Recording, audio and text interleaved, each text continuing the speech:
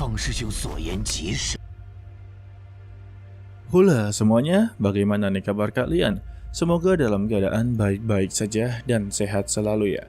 Pada kesempatan kali ini kita akan melanjutkan tonggwa dari Immortality ataupun Babang Fanghan. Sebelum itu kita review dulu untuk part sebelumnya ya.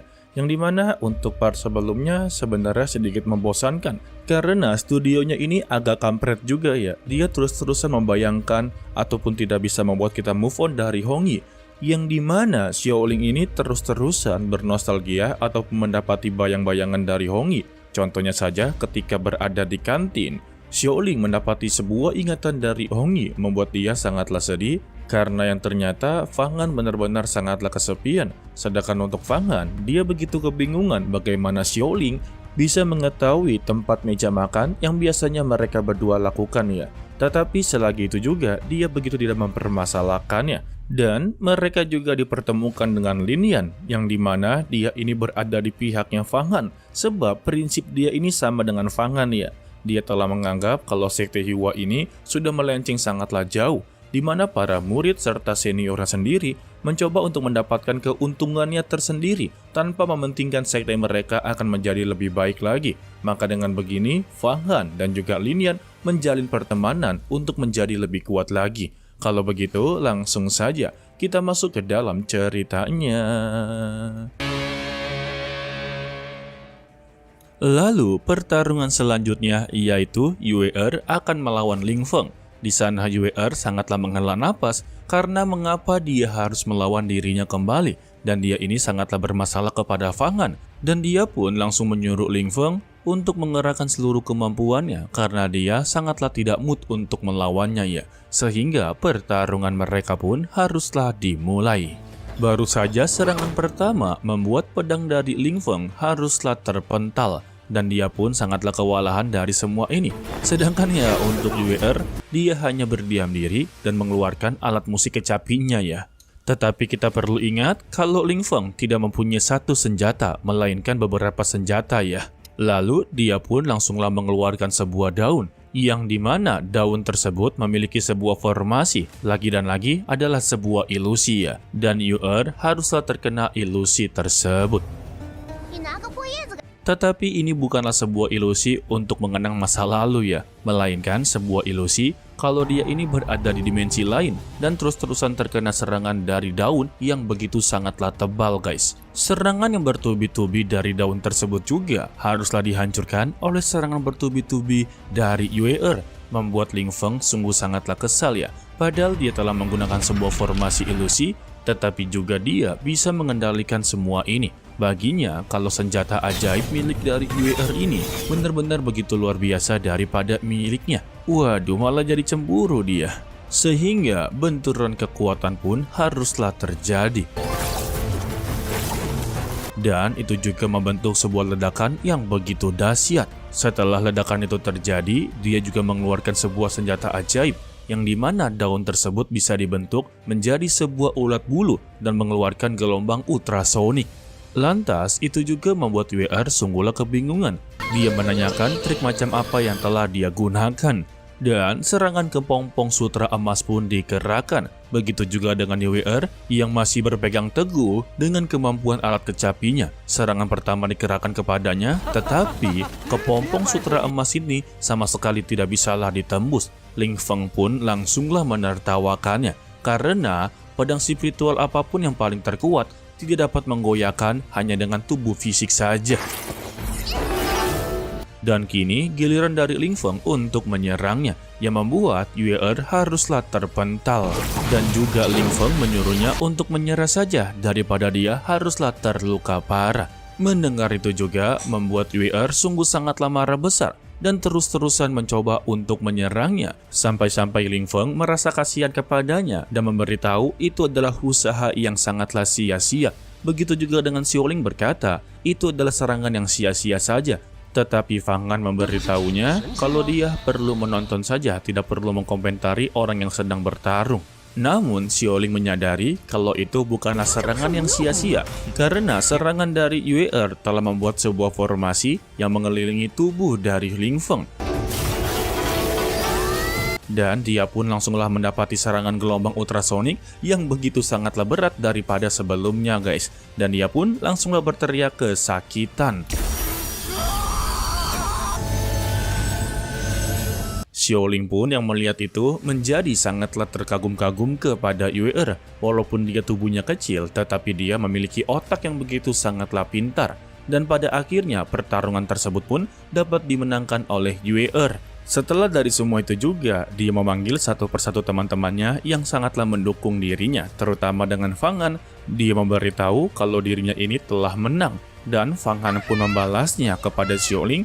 Dia sudah sangatlah percaya kepada Yue kalau dia akanlah memenangkan pertarungan ini.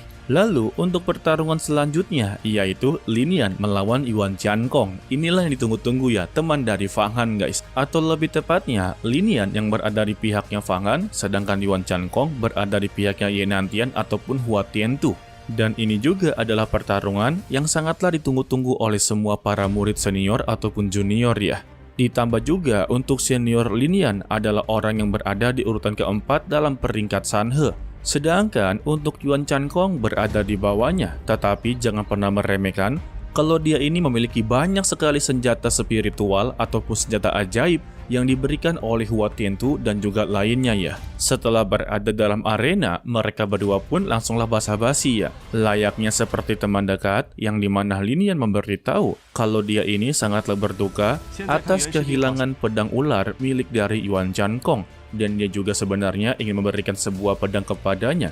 Tetapi Yuan Jiankong membalasnya, lebih baik untuk bertarung dulu, maka semuanya akanlah jelas. Sehingga pertarungan mereka pun langsunglah dimulai. Baru aja dibilang kalau Yuan Jiankong memiliki senjata ajaib yang begitu luar biasa. Dan dia pun langsunglah memperkenalkan kepada semua orang kalau ini adalah gagak emas bersayap merah.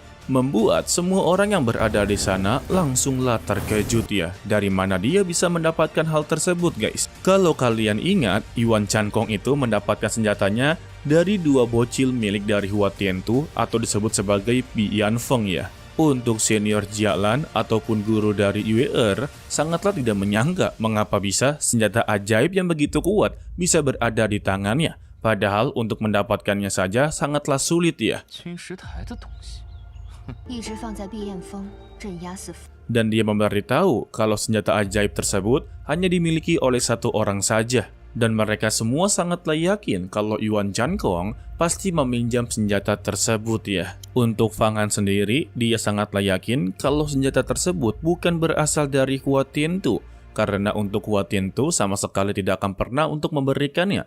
Dia percaya kalau ini berasal dari Jin Setai.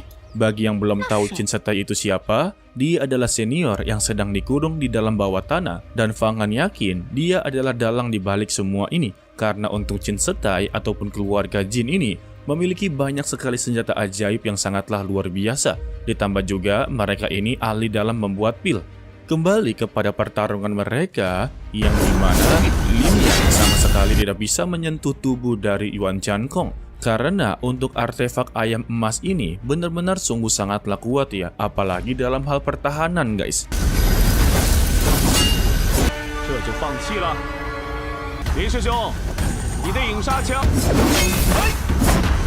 Tetapi Lin Yan sama sekali tidaklah menyerah, dia terus-terusan menyerang secara bertubi-tubi. Dan hampir saja tombak tersebut berhasil untuk menembus perisainya guys. Yang dimana dia terus menyerang bertubi-tubi dengan satu titik saja. Namun tetap saja untuk menembusnya itu sangatlah sulit ya. Yuan Jiankong langsunglah mengempaskan kekuatannya, membuat dia haruslah mundur selangkah dulu. Dia juga meremehkan kemampuan senjata ajaib milik dari Lin Yan. Mendengar itu, dia pun langsunglah mengunuskan tombaknya dan memusatkan semua energinya di dalam satu titik saja. Sehingga benturan pun langsunglah terjadi.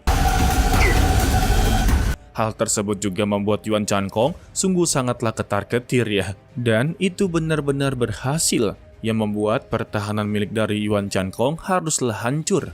Tidak sampai di situ juga, Yuan Jiankong tanpa menggunakan artefak emasnya sama sekali bukanlah tandingan dari Lin Yan.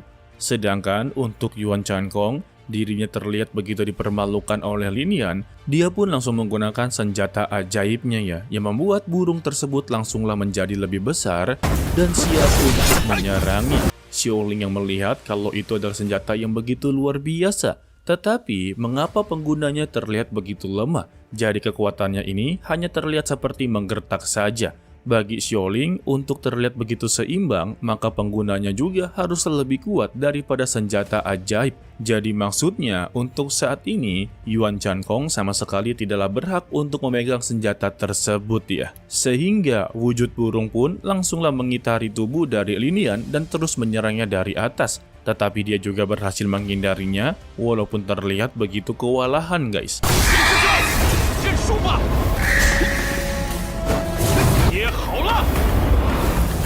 Setelah mendapati kesempatan tersebut, Linian pun langsunglah melemparkan tombaknya, yang membuat benturan kekuatan pun langsunglah terjadi.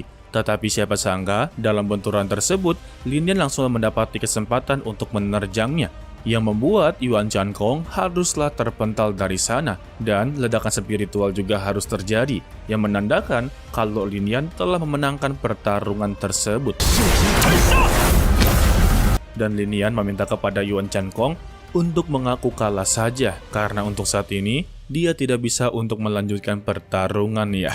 Setelah itu juga, Linian memberitahu kepada Yuan Chankong kalau dia ini cocoknya untuk menggunakan pedang, bukanlah menggunakan sebuah artefak yang menyerang seperti penyihir. Dia pun langsung menanyakan kepada Yuan Chankong, mengapa dia haruslah merubah cara bela dirinya ya? Padahal berpedangnya ini sangatlah bagus daripada yang lain guys. Dan juga Linian mengakui kemungkinan besar jika dia menggunakan pedang, mungkin saja dalam pertarungan hari ini dia tidak akan bisa menang untuk menandinginya guys. Dan juga Linian kembali menantangnya. Jika ingin bertarung dengannya lagi, maka gunakanlah sebuah pedang, maka dia akanlah meladeninya. Setelah kemenangan dari Linian, Ye Nantian benar-benar sangatlah marah kepadanya. Dia tidak menyangka ternyata Linian jauh lebih kuat daripada yang lain. Sedangkan untuk Jialan juga memperingati kepada Long Xuan kalau setelah ini kemungkinan besar dia akan melawan Linian. Terlebih juga untuk Linian sudah memiliki kekuatan untuk bersaing dengan dirinya di posisi paling teratas ya. Jadi dia meminta untuk berhati-hati setelah ini. Sedangkan untuk Yuan Chankong, dia pun langsung kembali ke tempatnya Jin Setai guys. Ia sudah pasti dong kedatangannya untuk memberikan kembali senjata ajaib tersebut kepada Jin Setai. Dia juga mengaku kalau dirinya ini telah dikalahkan. Tetapi sayangnya Jin Setai sama sekali tidaklah percaya karena gagak emasnya ini yang menyala-nyala memiliki kekuatan yang tiada habisnya. Bagaimana bisa dia dikalahkan dengan begitu mudah? Dan disinilah Yuan Chankong langsunglah menjelaskan mengapa dia tidak bisa menggunakan sepenuhnya kekuatan dari gagak emas tersebut. Dia memberitahu kalau dia ini bukanlah ahli sihir, tetapi dia adalah ahli dalam bela diri berpedang. Jadi kemungkinan terbesarnya dia memang tidak cocok untuk gagak emas tersebut ya. Dan dia meminta maaf atas kekalahannya karena tidak bisa membuat Jin Setai bebas dari sini. Karena perjanjian dari awalnya jika dia menang, maka dia akanlah membebaskan Jin Setai. Dan dia juga mengakui kalau dia ini telah melakukan usaha yang begitu terbaik. Tetapi sayangnya ya hasilnya nihil. Mendengar itu juga membuat Jin Setai benar-benar sangatlah marah dan menghina Yuan Chankong sebagai sampah yang sama sekali tidak tahu terima kasih. Ucapan darinya ini juga membuat emosi dari Yuan Chankong langsunglah meledak dengan menghina-hinanya kalau Jin Setai ini beruntung mempunyai ayah yang selalu mendapati kekuasaan serta juga beberapa fasilitas. Ya contohnya saja seperti senjata ajaib tersebut ya. Ditambah juga Yuan Chankong mencoba untuk membandingkan dia dengan Fang Han. Karena Fang Han ini dari awal dia bekerja sendirian. Sedangkan untuk Jin Setai yang sudah memiliki semua fasilitas malah terlampaui oleh Fang Han yang berada dari bawah. Mendengar itu juga membuat Jin Setai sungguh sangatlah marah ya. Dan dia menyalahkan Hua Tiantu karena dia telah mengikuti kemauannya membuat dia menjadi seperti ini. Dan dia juga akan meminta ayahnya untuk mengawasi Yuan Chankong serta Hua Tiantu serta Fang Han untuk menghabisi mereka bertiga. Waduh, itu sih hal yang mustahil. Mendengar itu juga, Yuan Chankong pun langsunglah pergi dari sana dan langsung memukul kepalanya sendiri ya. Anggapannya dia terlalu keterlaluan untuk semua ini guys. Kembali kepada Fang Han yang sudah berada di kediamannya, dia pun langsung ditemui oleh si Cut Pat Kai ya. dengan memberitahu kondisi dari Yantian kalau baru-baru ini dia sedang pergi ke puncak Wanlo kembali, yang dimana sudah dipastikan dia akan meminjam senjata ajaib yang lebih hebat lagi guys, yang dimana senjata tersebut dinamakan sebagai Rashomon. Dan itu adalah harta karun yang begitu luar biasa daripada gagak emas sebelumnya guys. Dan juga ada sebuah legenda mengatakan bahwa tidak ada seorang pun yang pernah melihat kekuatan senjata ajaib tersebut. Sebab untuk semua orang yang melihatnya pasti akanlah meninggal dunia. Waduh, malah petaka dong kalau dibawa dalam pertarungan ya. Kan semuanya menonton guys. 韩师兄不可不防啊！ Jadi si Cut Pakai meminta kepada Fangan untuk teruslah waspada. Dan masih ada satu informasi tambahan, yaitu kalau puncak Wanlo telah memberi Fang Qingwei sebuah senjata ajaib terbaru lagi. Tetapi Fangan tidak begitu peduli dengan Fang Qingwei, karena menurutnya tidak peduli seberapa kuat senjata ajaibnya. Jika penggunanya tidak memenuhi syarat, apa gunanya ya, sama aja nihil gitu. Dan Fangan pun langsunglah menyuruh Cut Pakai untuk pergi dari sini. Di akhir-akhir, Fangan pun langsunglah tertarik dengan salah satu senjata yang bernama Rashomon. Hal tersebut juga membuat dia benar-benar sangatlah memikirkannya. Waduh, kira-kira bentuknya kayak gimana ya? Dan juga namanya agak aneh, Rashomon. Udah kayak Digimon ya. Tetapi untuk episode ini ya cukup puas dengan pertarungan tersebut, apalagi untuk senior Linian guys. Tetapi sebenarnya kita menantikan pertarungan dari Fangan. Ya untuk episode berikutnya sepertinya masih belum lah ya. Tetapi sudah masuk ke babak kedua guys. Oke lah, sepertinya cukup sampai di sini aja dulu untuk video kali ini ya. Mimin ucapkan terima kasih kepada kalian yang telah menonton sampai akhir. Pesan dari Mimin, tetaplah menjadi orang yang baik walaupun itu sangatlah sulit. To be continue, sampai jumpa di video berikutnya. Bye-bye.